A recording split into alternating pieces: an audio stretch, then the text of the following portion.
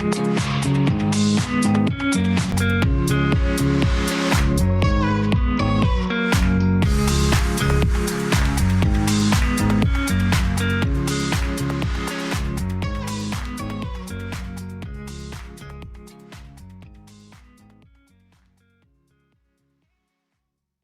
right.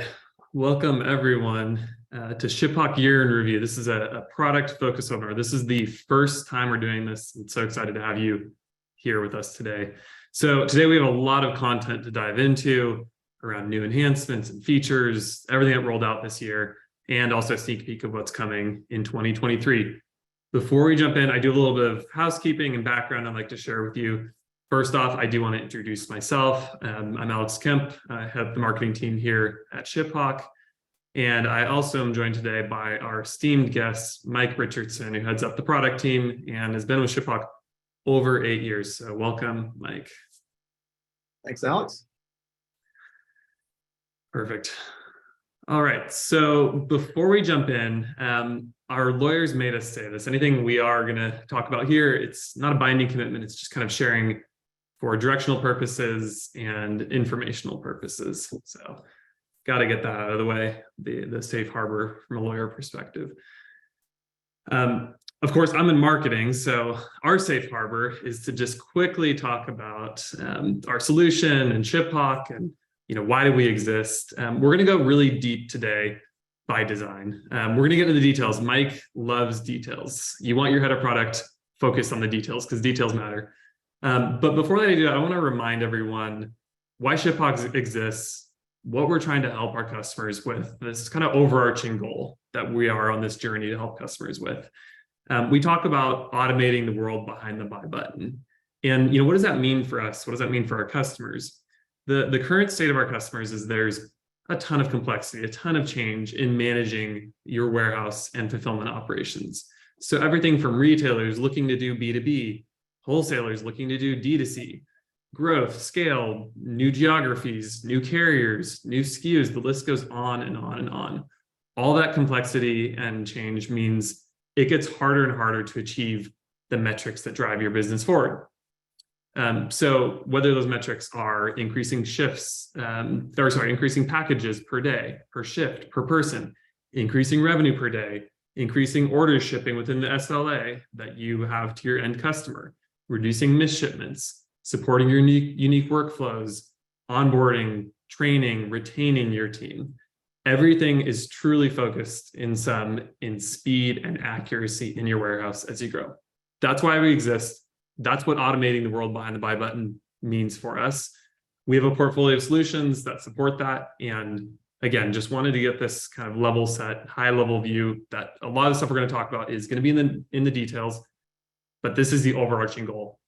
So again, I'm going to turn over to Mike next, and he's going to walk into some of these details, but just wanted to level set with everyone what we're trying to accomplish today.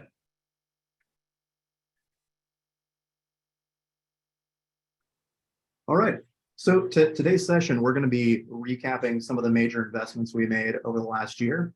It's going to be a bit of a highlight reel. We're going to try and it's definitely not going to be salesy. It's going to be very deep, technical. We're going to talk about what we built, why we built it, why it matters for each of you.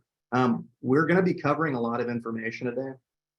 We're going to talk a little bit about the peak. We're going to get into some of our WMS acquisition and what capabilities we put into that WMS this year. We're going to talk a little bit about the carriers and transportation providers we added, workflow enablement, workflow automation, as well as some of the integrations, performance, and security improvements we made. Because of the nature of this call, we are going to cover a lot of information and probably not be able to go into everything as deep as we or any of you might want to. That's not a problem. We're happy to meet with you following this call, spend some time with our account management and product management team to go deeper in any area that you'd like to. So just let us know, and we'd love to share more about some of these things that we've made available for you all. At the end of each section, we are going to open up for just a handful of questions, and we will get off to the races. Let's go ahead and jump in. So I'm going to start by talking a little bit about the peak. Every holiday, we all have this crazy holiday peak starting early in November and going really all the way into January. it's really important for us to kind of recognize what you all accomplished this peak season. And for us, just a couple of fun stats to share. I always like sharing a couple of fun numbers. During this Black Friday, Cyber Monday week, y'all sold almost 290 million of merchandise value. You increased that against last year's numbers by more than double.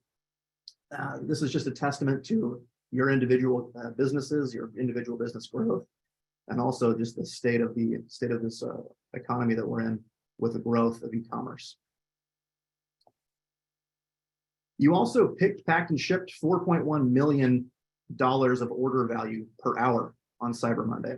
And we saw a maximum of about 7.7 million in one of the hours on Cyber Monday. Massive volume, massive dollars going out the door. And also, during the week of Black Friday and Cyber Monday, you guys did nearly 16 million API requests, 2.4 million rate requests. So those are rate requests in the shopping cart or at the time of rating and booking.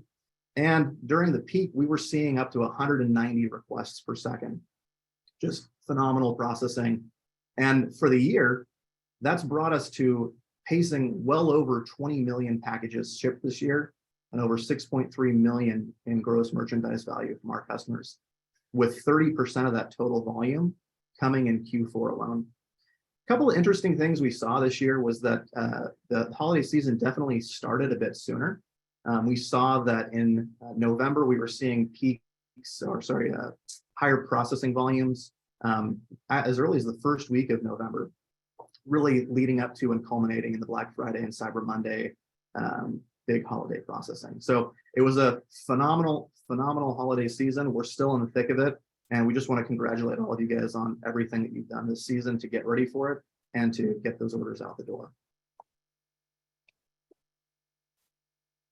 Thanks, Mike, for walking through that. And yeah, truly impressive metrics. And I love looking at that, just the amount of orders going out the door, shipment volume, you guys being successful. So kudos to you all. As Mike already mentioned, we're going to pause just briefly at the end of each section. And the goal here is to give you a chance to ask any questions that came in, just anything that's top of mind before we move on to a new section. So while we wait for the first few questions to come in, Mike, I did have one question. What did our team do to prepare for this year? Can you go into a little bit more depth on how we tried to get ahead of the peak season from a product and solution perspective? Sure. Well, I definitely can't take the credit. The engineering team did a lot of work heading up into the peak season this year. We over-provisioned resources by over 200%. We actually ran load tests of up to 500% our normal load for 8 weeks leading up into November to make sure our systems were ready to handle it. And we spent a lot of time cleaning up the system, implementing and making a number of code changes to optimize performance, and of course, staffing throughout the season to make sure that our customers could get a hold of us whenever they needed us. Awesome. All right. Looks like no questions so far, so we're on the right track, or we're completely off, one of the two. But Mike, if you want to keep moving. Yeah, so let's talk a little bit about WMS. At the end of Q4 2021, we acquired a WMS product. That WMS product is now part of our portfolio of products, along with our e-commerce and shipping and fulfillment products. So we bought this WMS because we found that customers were asking us for us, looking for us to take on some more of the picking, processing, receiving, processing, inventory management capabilities. Rather than building it from scratch, we found a phenomenal solution and brought that solution in-house. And actually, our CTO, Ron Riggin, actually came from that acquisition. So really excited to be having him on board. He brings 30 plus years of WMS experience and was a previous founder of Mart Global, which was acquired by Red Prairie and Blue Jay. This product was another one of his products that came out of that. And as a mature cloud mobile WMS, really about optimizing the warehouse operations as a whole, and also seamlessly connecting to ShipHawk's shipping products. So we found that there was a nice complementary solution there. We focused pretty heavily on the shipping and fulfillment side, and the WMS took care of everything that led up to the last 50 feet of the warehouse, where before we really focused on packing and shipping at those packing and shipping stations, this really allows us to help our customers reach the entire warehouse and optimize the entire operation. Couple of things that we did this year. So this was the first year with that product. So we weren't really looking to add a bunch of new features onto it. This year was really about integration and making it available to our existing customers and to new customers, and enriching it with some of the shipping capabilities that ShipHawk has. So the two major things that we did this year, there was a number of minor things, but the two major things we did was we built public APIs for that WMS so that we can now connect it with any ERP that's out there. And then we also integrated our shipping solution into it so that when pickers and packers finished in the warehouse, they can complete those transactions from the same interfaces that you all use to ship things today. And really focusing on making that a clean handoff while benefiting from some of the functionality that exists inside of ShipHawk's system, like our rules engine and our package engine. As far as our plans for 2023, we really want to invest in a few key areas. Most of these areas are about improving the throughput of business operations overall. First, we want to be able to expand and improve some of our order consolidation capabilities. We're going to make it so that there's clean order consolidation that can happen during picking and packing with the WMS, and then have those clean handoffs into our shipping solution. We want to expand and support inventory detail for NetSuite. With our WMS product, if you're a new NetSuite customer, we effectively can integrate our WMS no problem. If you're an existing NetSuite customer and you're relying on some bin management capabilities inside of NetSuite, there's some nuances that have to be managed in order to have a clean implementation. We want to be able to be a little bit more nimble with how our implementations can be supported so that we can say yes to more deals faster. We're also looking at a couple of enhancements to help how our operators can manage the warehouse. So in a lot of cases, it's not really, no task is as simple as just scan, print, scan, grab a serial number, etc. There are often these unique cases where maybe you need to capture additional data. Maybe you need your operator to be able to make a decision. So we're actually going to implement a function that's going to allow us to create dynamic workflows that actually respond to certain operator input and kind of change their path depending on the answers, or the feedback that they're getting. To the operator, this is just going to feel like just taking the next step in the process. But for us on the business side, this is going to give us more control and let us be more nimble about how floor operations works and gets things done. We're also looking at more no-code setup and configuration. Today, our team handles a little bit of that through some low-code setup. We want to expand that and make it more accessible for our WMS customers to be able to control the setup and configuration, more easily make changes within the WMS. And then we also are looking at pick to light and put to light systems, robotic systems. Really, that's really being driven by customer demand. So great thing about that is that a couple of customers are going to be working with us on those. And by bringing those in, our customers can benefit from those relationships. And if they'd like to, be able to have our WMS play nicely with robotics, especially as that's the way the whole industry is going. Perfect. I'll pause there for a quick second. Yeah, I was going to pause you for a quick second. Looks like the questions are starting to come in. So again, a good sign. It looks like one came in. Clement asked, does this WMS support bin cycle count or bin cycle count? Yeah, we absolutely do support cycle counting. We can actually even do cycle counting while live operations are running because we can keep track of inventory that's in transit as well. Excellent. One quick thing too, there are a few questions coming in. If we don't get to your question, I promise we will follow up after the fact. So keep us moving here. So yeah, maybe just kind of wrapping up the WMS section. I'm truly excited by this. I think it's a really strategic acquisition. And again, it's under that umbrella and that goal of bringing a unified solution to our customers. We actually were out with one of our customers last week. I had the opportunity to go out there, and it was a really impressive operation. They are going through their busiest season ever and their busiest time of year. And it was pretty interesting. The team was calm truly calm. And I was talking to our CTO and he said, that's a good sign. Even though they're busy, they're calm. So really impressive. Also what impressed me with this customer is, if you go to the next slide, please, Mike, this was their Halloween costume this year. So you guys are creative, so keep them coming. We appreciate it. This was a ShipHawk. You can see what they did there. I love that. So in the next section here, I'm going to cover some carriers and brokers. As you all know, as part of our shipping solutions, carrier and broker access is core to being able to do the things that you need to do to make better rating decisions, to access unique capacity, to be able to work with the service providers and transportation providers that you all want to work with. You may not know this, but we really do build out these carrier connectors by customer demand. As you all might guess, there are lots and lots and lots of carriers out there. I think the last number that I saw in the US is something like well over 200,000 carriers, including everything from two guys operating some local regional trucks all the way up to the majors.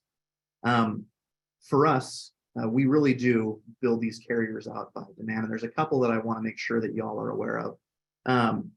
This year, we released Lone Star Overnight, Loomis Express for Canada, OSM Worldwide, which is a USPS consolidator. And then we also enabled people who are working with preferred shipping to access their preferred shipping DHL Express rates. As far as parcel is concerned, these are great options that are available to you. If you would like to learn more, would like to have an introduction to any of these, we're happy to coordinate those. On the less than truckload freight side, we implemented a couple of different brokers and direct carriers. We brought Siva, Expeditors, and Hercules onto platform. We're also going to be releasing Transact here at the end of this year. And then we also did an implementation with Amazon Transportation. The Amazon Transportation integration is really about enabling Amazon vendor central orders in order to facilitate freight shipments with your Amazon orders. It's a new API for Amazon. It's a new API with us. It's been an interesting road with them a bit on that one, but it is something that we're excited to be supporting and being an early adopter of that functionality. In addition to new connectors, right, every single year we are adding lots and lots of services. We have certifications. I'm not going to get into some of those, but I do want to call out a couple services and options that I think are important to be aware of. We've actually rebuilt our integration with C.H. Robinson in order to provide greater speed and accessibility through that. We have released UPS Worldwide Economy services. We now can support density-based pricing with T-Force Freight. And we also can support FedEx Freight and T-Force Freight US to Canada cross-border shipments for less than truckload freight. One of the things that I wish we had spoken about a little bit louder was what we've done with USPS. With USPS, we actually secured and made available platform discounts to all of our customers. What this means is that we now have a direct relationship with the US Postal System that allows us to offer discounts that are below commercial plus pricing. These prices change and fluctuate throughout the year. US Postal does make those changes based on where they see opportunities within each of the markets that they're working in. But you'll see these rates mostly impacting USPS priority mail shipments. However, there are discounts in some other areas as well. One other big benefit of this was that it did also prevent some of the hikes and surcharges that USPS had on their standard commercial pricing in Q4 in this holiday season. So it was critical for us to have that up and available prior to Q4, and we were happy to get that done at the end of September. Hey, Mike, if I could interject here, I inserted this slide. I took the liberty of inserting this slide into your deck and surprised you because you said we didn't make a big enough deal about it. So this is me making a big deal about this and putting it in bold font. It's interesting too, and I know Mike, you and I talked about this. We had a few customers reach out to us saying the rates were too low for USPS, and it was impacting the relationships with other carriers. So can't really argue with lower prices at this point when it comes to shipping. So a good problem to have. Of course, we can put some rules in place that allow you to limit which carriers and relationships and maintain things like that. But again, this is us making a big deal out of this because it is an important thing for us and our customers. Yeah, thanks, Alex. So let's talk a little bit about 2023. So in 2023, there's a few key areas that we want to invest in as a product team. One is that in early Q1, we're going to be releasing FedEx Freight Direct, which is a unique contract LTL service specifically for LTL to residences. We are excited to be offering that. It's going to help a number of our customers who are shipping direct to consumer, and I think it's going to let them get access to significantly better rates and service. FedEx Freight, we're also seeing is putting a pretty big push on FedEx Freight Direct. So I wouldn't be surprised if you're not using that service to be hearing from your FedEx rep about it as well. We're going to be working on some self-service functionality for carriers. We do have some basic components available inside the application today, but it's not good enough. We want to invest in some more functionality that'll give you all greater control over which carriers you're using, when, which warehouses they belong to, when they can be used, when they can't be used, and making it very clear to your floor operators which account they're using at any given time, so that there's no question about what carrier or services are being used. We're also going to set up some self-service functionality for electronic books of pros. Today, you have to submit those as support requests to us, and that's just a suboptimal experience. This is a pretty straightforward setup that anyone should be able to do for any carrier or LTL carrier that you'd like to use. And we want to make sure that you have that control to be able to manage that on your own. We also had a number of customers asking us for greater rate details to hold their carriers accountable, to do their own analysis. So we're going to be looking at what it's going to take to store and report on the full shipping details for every carrier that we work with, really breaking things out into surcharges, DAS DAS delivery fees, getting down into the nitty-gritty of each and every piece that makes up the final charge that you all get and see today. So excited about some of those changes heading into 2023. And I think that's what I've got for carriers and brokers. Alex, I don't know if we have any questions. I don't actually, but we have a couple of questions that did come in. One actually that's related to carriers and brokers, and then one actually that's WMS related. So maybe we can first cover the carriers and brokers question, since that was the last section you just went through. So Mike had asked, was this the USPS Pitney Bowes integration for parcel when we were talking about the USPS rates? So yes, USPS offers, there are a few different ways you can connect to USPS. We chose to partner up with Pitney Bowes in order to access USPS technology in order to rate, book, track shipments with postal. So when you add the USPS Pitney Bowes integration to your account, you are going to access our USPS platform rates. And that'll let you access the full suite of USPS services. Now, if you have your own direct NSA as well, or a direct relationship with USPS, you can always bring that in as well.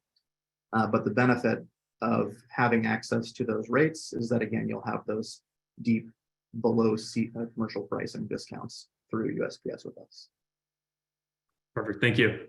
One question related to WMS. I know we're on the next section, but did want to circle back to that. Danny had asked, what's the difference between ShipHawk WMS and NetSuite SCM or NetSuite WMS? You can just cover a quick high level difference. And it's one of these things where it's the long tail and what are the WMS requirements? Mike, do you want to provide a little more detail at a high level? I'll go into it briefly, and I would love to connect with y'all after this call to go into some more of the nitty gritty. But with WMS, the devil's in the details, right? Every WMS out there is going to say that you can do pick, pack, ship, receive, right? There's going to be some semblance of cycle counting, but it's really in how we do those things and how we enable your team to take greater control over those processes. For instance, picking strategies. We have something like 6 different picking strategies that you can employ in order to fully optimize how your team is working and moving within the warehouse. At kind of the most simple view of it, ShipHawk is not dependent on NetSuite latency whatsoever. So because our WMS sits outside of NetSuite, You can avoid having to have licenses for every one of those users inside your warehouse, having also licenses inside of the ERP. You also get some significant performance benefits as far as speed, mobilization of the warehouse, and the mobile experience itself. So would love to talk with you all more about that, but those are just that's the 10,000 foot view. Perfect, thanks. And we are getting a number of other questions coming in. I'm going to keep us moving, Mike, if you want to move on to the next section. We promise we will answer these questions one-to-one. I know some of these things are pretty important to your businesses, so we promise we'll follow up. Absolutely. So the next section I want to talk about is workflow enablement. One of the big things that we did this year in 2021 and mid-year 2021, we secured a Series B round, and that Series B was really about enabling and staffing up our product and engineering organization. This year, we doubled the size of our product and engineering team, and a big part of that was about being able to make better investments for our customers. One of those investments was really in our workflow enablement. We want to dig in a bit more on how we can improve and eliminate as many exceptions as possible in the warehouse, help you ship and pick, pack, and ship orders faster, more effectively with fewer errors. And that's really what workflow enablement is about. One of the ways that we do that is through improving our smart packing engine. Our smart packing engine isn't perfect. It can do a lot of pretty amazing things, but there are limitations of it, and we want to make fewer and fewer of those as possible. So a lot of the enhancements we made to smart packing this year were really driven by customer demand. Things like special cases. We want this side up. We don't want you to freely rotate the box. We want to keep certain sides up. We need to be able to smart pack envelopes and poly bags. We don't want to have to use rules to dictate when to ship things in an envelope or when to ship things in a poly bag. So now you can automate that. We also had a demand for specifying inner dimensions. Certain customers have things like cold packs or insulated packing materials where the inner dimensions are smaller than the outer dimensions. And if you were to pack it into the outer dimensions, you'd be wrong every time. So we now can specify inner dimensions of every single packing material that you use. FedEx One Rate was also a unique one. Just to take a brief aside on this, a couple of years ago, FedEx offered FedEx One Rate with your own packing materials. This was a great addition that FedEx made in order to help you ship without having to use their branded materials for everything. But their API doesn't actually allow you to use your custom packing materials to get those rates. So we have to do some creative logic on our side to figure out how to choose the right box for the right FedEx One Rate. And the way that we implemented it first was too rigid.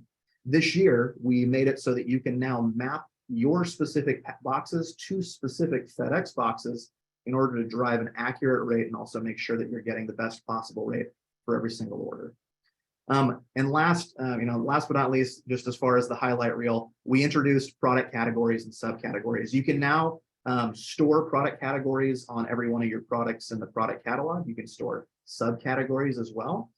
These can even be tied back into rules so that rather than having to enter a single SKU for every single rule, you can now grab an entire product category, fewer rules, fewer things to manage as far as it relates to setting up automation inside of ShipHawk.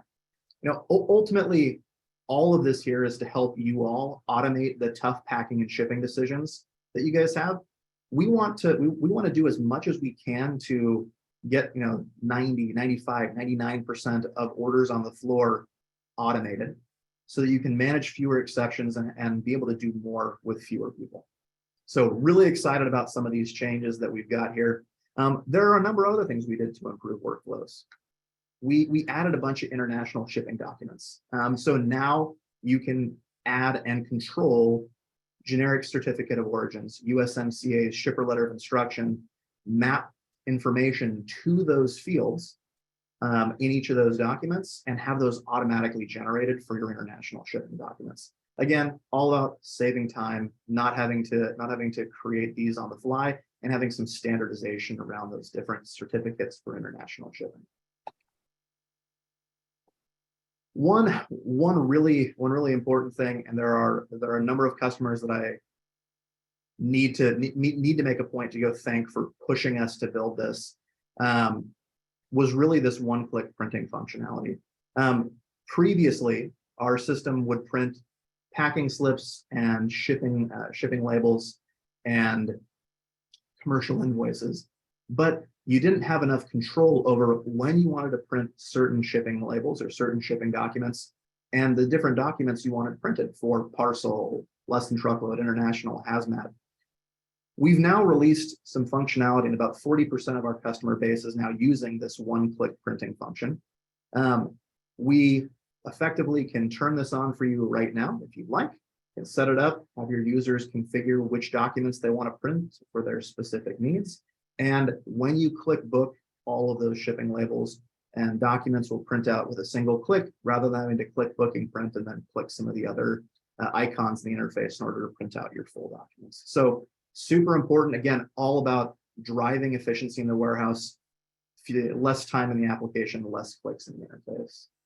And of course, some of these features that I'm going to talk about in a minute are going to be available by request. These are new, they're imperfect. We want your feedback and we want to continue improving them to make them even better because we think that there's more that we can do today. Looks like you inserted another slide, Alex. I did, yeah, I did insert something. I just marketing guy. Talk quickly about auto print, and I did see actually that Brent is on the line too. So Brent, hope you don't mind. I included a quote from you, and I think the reason why I wanted to include this is I just wanted to kind of call out. Brent's been a great partner in sharing feedback with our team, and there was some stuff around auto print that he wanted the team to use, and really just an efficiency thing. And so this feedback was provided, and basically fast forward a little bit of time, and now every customer gets to use this auto print functionality. And I also wanted to take the opportunity to just do a quick plug for something we are doing. There you go, to the next slide. We are giving away a grill. It's one of RecTech's grills. It's awesome. We're excited about it. By being on this webinar, you are entered to win. Just straight up. If you book a meeting with us, and again, this is not going to be a sales pitch. It's really the goal of this meeting is to try to get feedback from you guys, from our customers. If you book a meeting with us before tomorrow, we're going to be selecting the winner tomorrow. We'll have more details on how to enter to win for that, but just wanted to insert that a quick plug here. So back to you, Mike. Right on. Thanks, Alex. Next one I want to talk about is saved views. This is also available by request. What we didn't want to do is just turn something on that dramatically changed how you guys can see and manage orders on the order history page. But we did want to give you guys more control over how you see orders in that interface. Saved views is something that we are going to eventually make generally available, but right now it's available by request. What it allows you to do is it allows you to create common groupings of orders for whatever you need, right? So before we had some standard orders. We had a new, picking, shipped, etc., canceled. They were rigid. They didn't allow the flexibility that our customers needed. A number of you, especially those who do batch processing or processing orders in bulk, have expressed a need for being able to save these filters so that you don't have to go in the interface and manually set your filters every time. So with this feature, you can go into the order history page, create a filter, save it and name it, and it'll show up on the left-hand side so that you can quickly and easily access it at any time. There are a couple of enhancements that we're making to it in the coming releases. So very excited about this functionality and something that I would definitely recommend adding or checking out with your account manager. Bottom line, you can spend less time having to configure things in the interface and be able to access the orders that you need quicker, whether they're orders that are ready to be shipped or maybe exceptions you want to pull out of that group so that you can handle them in a separate workflow. One of the other things I'm really excited about this year that we just released with our 7.0 release is packing workflows. A number of our customers were looking to separate packing and shipping. So while some customers have significantly benefited from being able to pack and ship in one interface, There are a number of customers, often in wholesale, or people who are doing a lot of packing items into boxes, boxes onto pallets. They're looking to have us separate some of those workflows. Workflows is actually going to do a couple of different things for you all. Workflows is part of a larger project. We've actually implemented something what we call workstations. One of the annoyances that we have in the product today is that every user has to have their own print settings. And you have to log in and log out when you log in and log out of different computers. We've, with this, now created the concept of workstations. And workstations are actually related to a physical location in the warehouse. Can have their own printers and whatnot set up, so you don't have to worry about users being able to log in or out of different interfaces, or out of different stations. And we want to make it so that workflows can help us simplify the experience for different floor operators and help them just do the specific job that they're trying to get done. We found that all too often, this one size fits all that we have with our order details shipping interface is overly complex for what many warehouse workers actually need to accomplish. So with packing workflows, this was our first step into that. So now you can actually pack separately from shipping. This interface is specifically designed and optimized to pack items into boxes and to pack boxes onto pallets. It's simple. You can scan an order, you can scan the items. It's all scan based. You don't have to ever touch the computer if you don't want to. And then you can also easily move things in and out of those packages. So it really focuses on that one specific job to be done, and excuse me, and simplifies the experience for floor operations. This is just the first. This is the first of many workflows that we have planned and that we're intending to build out as part of the interface. Some of the enhancements that we're looking to do to this are to be able to handle more carton and shipping label printing during packing. We've seen some interesting options there as far as how we can improve that experience. But I think that there's definitely more to be done to simplify the warehouse experience and make it easy and quick for our floor operators to get their specific jobs done. So a couple of things that we're looking at in 2023, we're going to be enabling the ability to do carton labels and shipping label printing during that packing process. So instead of having to ship everything at the end, we'll be able to allow people to pack and ship orders as they go.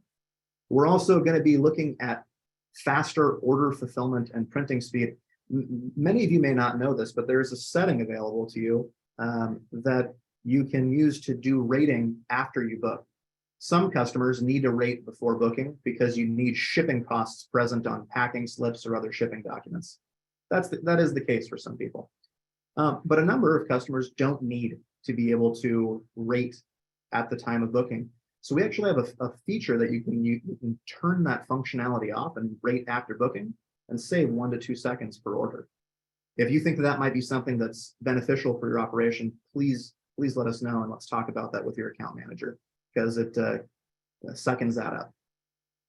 A couple other things that we're looking at in 2023 is that we're actually going to implement something called teach mode, or a teach button, name TBD.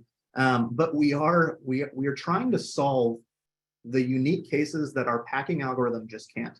A customer actually brought us a great example. They actually ship some supplies for people's homes. One of those supplies is shovels, right? And shovels have this weird ability to nest into each other in many different dimensions. And our algorithm just isn't capable of being able to handle all the different variants that those shovels could actually fit in. So what we want to do is we want to put you guys back in control of being able to help us automate that process for future orders. So we're going to create a way for your admins or maybe your power packers, the people who you trust to make packing decisions in your warehouse. We're going to give them an option to say, this is how you pack that. And every time we see orders like that, we're going to pack it the same way moving forward. Again, all of this is about driving more efficiency for your warehouse and eliminating as many of these exceptions as possible. The team spends more time just getting orders out the door.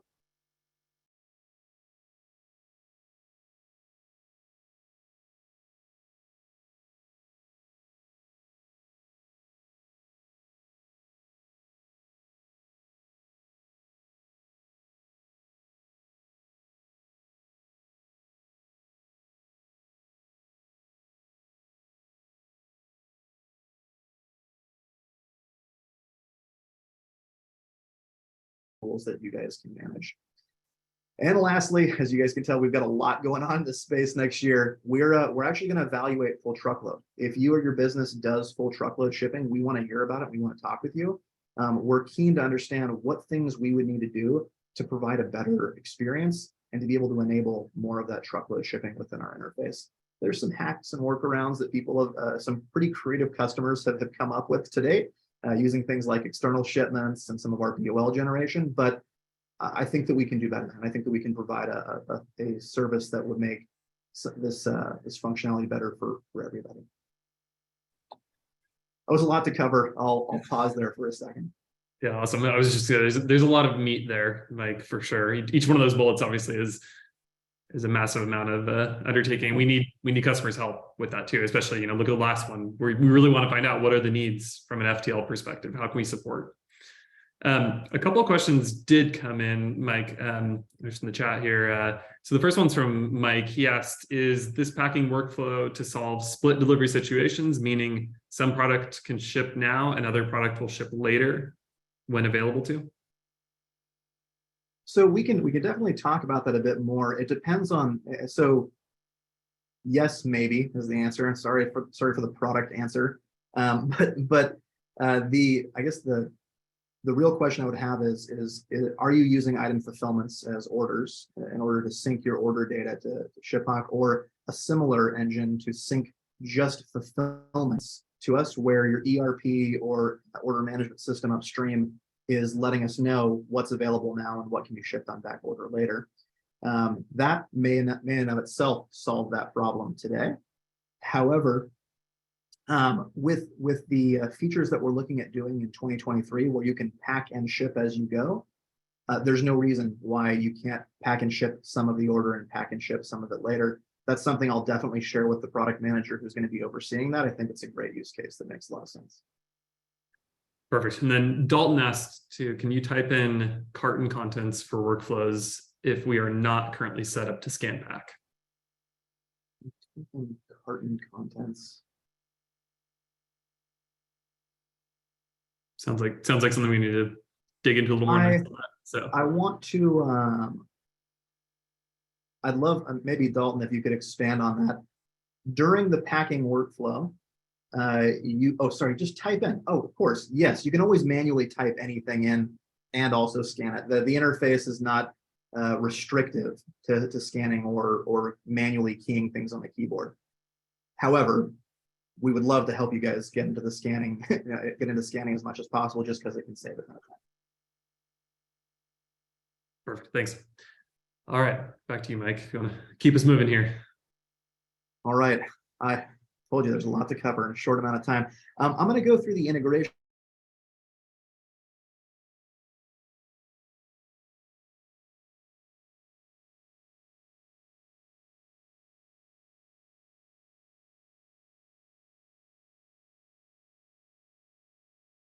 We released the ability to work with Shopify as a source system, especially for customers that have multiple locations in Shopify. Now, if you're using an ERP, this is probably not relevant for you, but we found that some customers were doing things like quick pop-up shops, or maybe they were looking to try a new SKU or maybe try a new website without maybe having to worry about all the nuts and bolts of connecting it to the ERP. We actually now offer a standalone integration with Shopify. So if you want to build one of those shops, stand something up quick, or if that's really where you're running your business today, you can use Shopify both as a source system and to deliver rates into the shopping cart. And there's a few cool things we added around it, around supporting multiple origins, syncing tags and item level details, and then also getting into some of the additional details on orders. We did the same thing with BigCommerce. We've seen a lot more demand for BigCommerce, specifically with the growth of B2B commerce. We're seeing more of our B2B shippers setting up e-commerce websites, interacting with their customers through a more simplified user experience rather than calling in or using BI.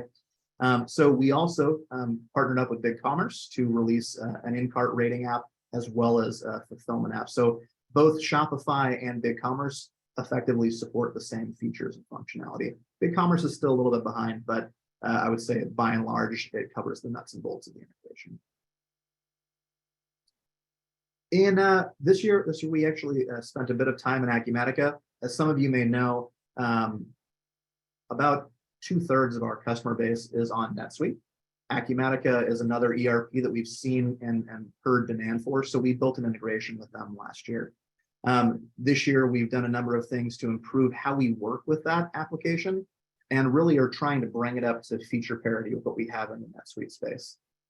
Ultimately, this makes those implementations easier, faster, covers the same use cases that our customers have in NetSuite, and gives everyone optionality. And then we've got NetSuite. Like I mentioned, about 2/3 of the customer base is on NetSuite today. We spent a lot of time on NetSuite. We really want to make sure that that integration is rock solid and gives our customers more control. We launched an integration with Suite Commerce. We are the only provider out there that works with NetSuite's e-commerce, ERP, and WMS products, or our WMS products, either one. But we also created a couple of cool features that give you more control and visibility over the integration. We introduced something called item fulfillment write back reporting, so you can see if the shipping information from ShipHawk made its way to NetSuite and re-trigger it if you need to. We also gave you control over managing concurrency. A number of our customers said, hey, information isn't writing back to NetSuite fast enough. Well, that's really driven by NetSuite concurrency. You can now control how many of those connections you want to make available to ShipHawk so that we can write and update that information faster. If that's something that is important to you and you'd like to tune with our team, let us know and we'd be happy to set that up. At the end of the day, we want to make sure that you guys have the controls to make sure that that entire process from beginning to end is clean and consistent and constantly in sync. As far as 2023 plans, a couple of things that we're doing across these integrations. NetSuite is pushing for people to move to the Suite Cloud Developer Framework.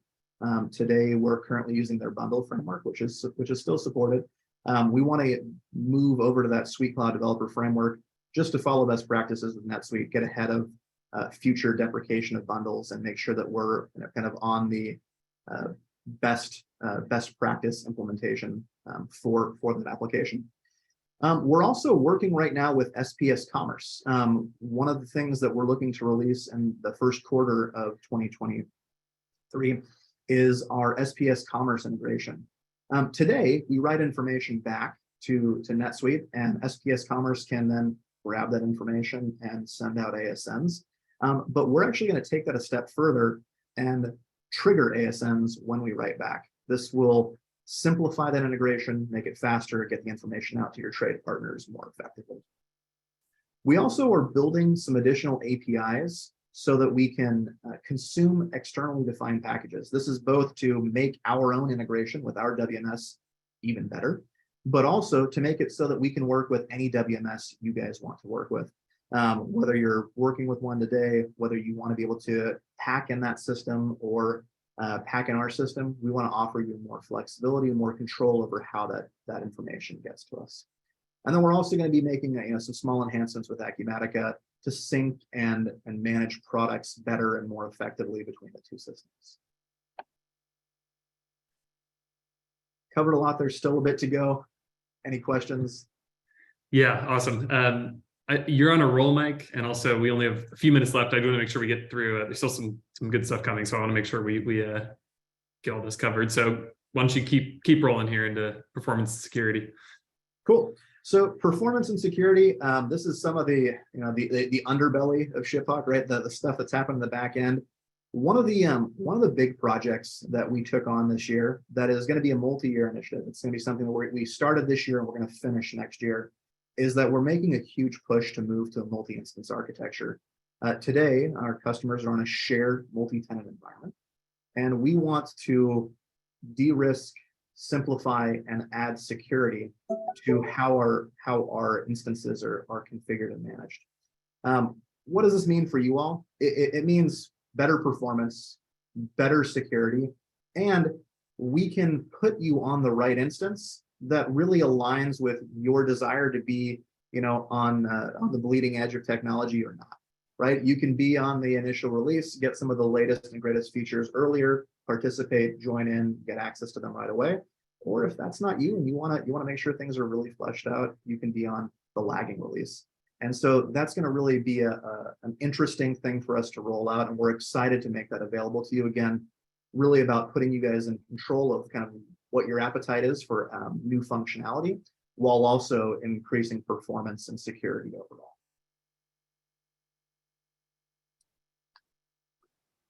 Last on the security side of things, we did release IP whitelisting this year. This was something that kind of like quietly came out in release notes, but it's something that you all need to be aware of to protect your own warehouses and to protect your own customer data.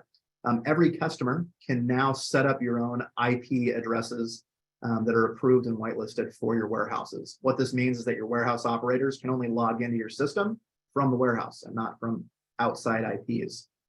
This is readily available to you. It's something that it was important to us to roll out and something that we want to make sure you have access to in order to mitigate any type of external use. This doesn't in any way impact API usage, external system connectivity, etc. It's really about controlling which of your floor operators are able to get into the system or not, and from where.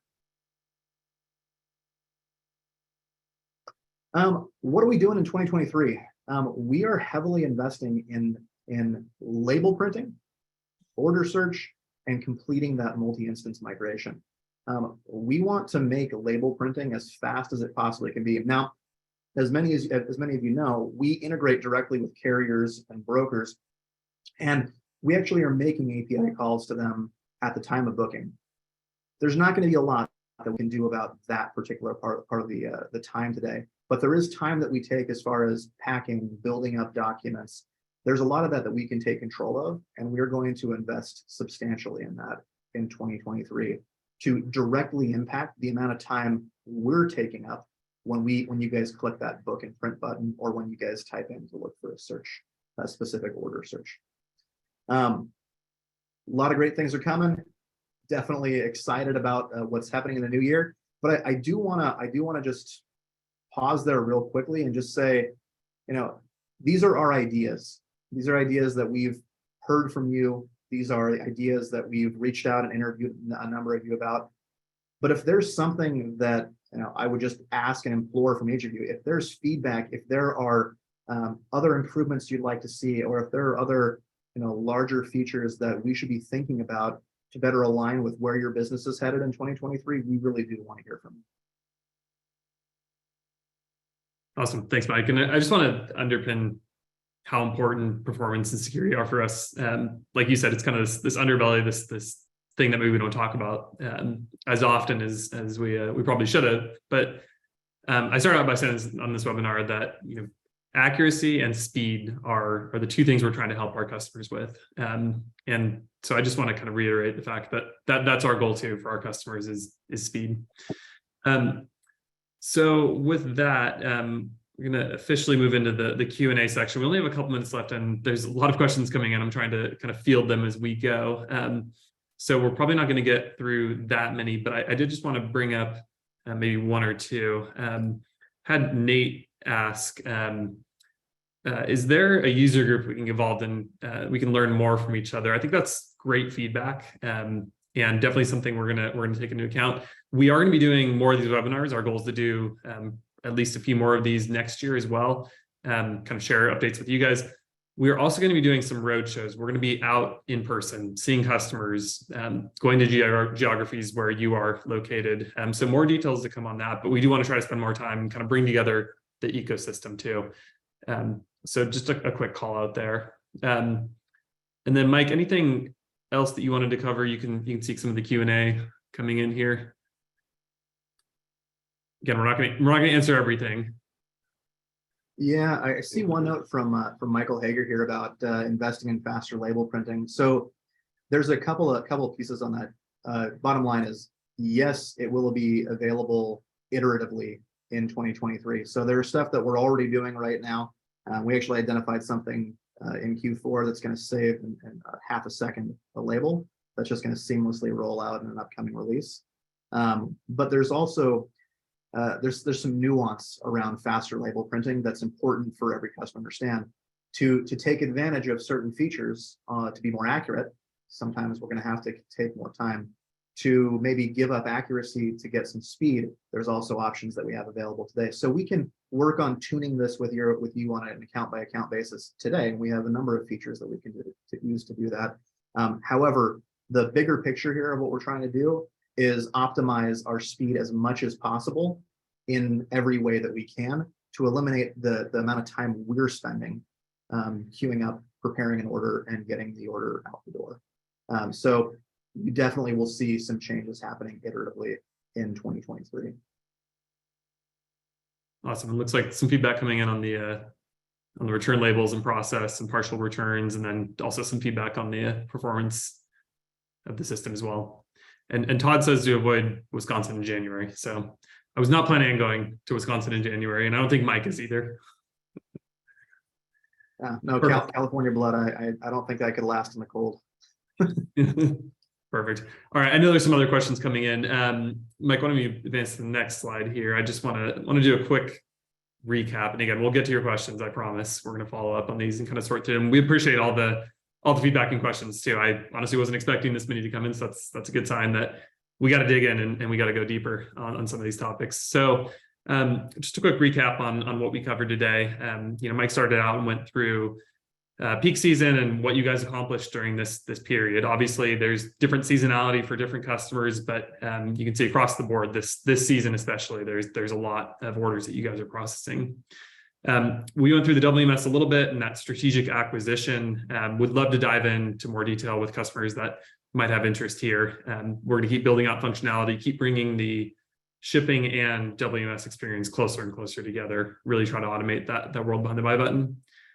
Mike went into some depth on the carriers and brokers and how we integrate with those.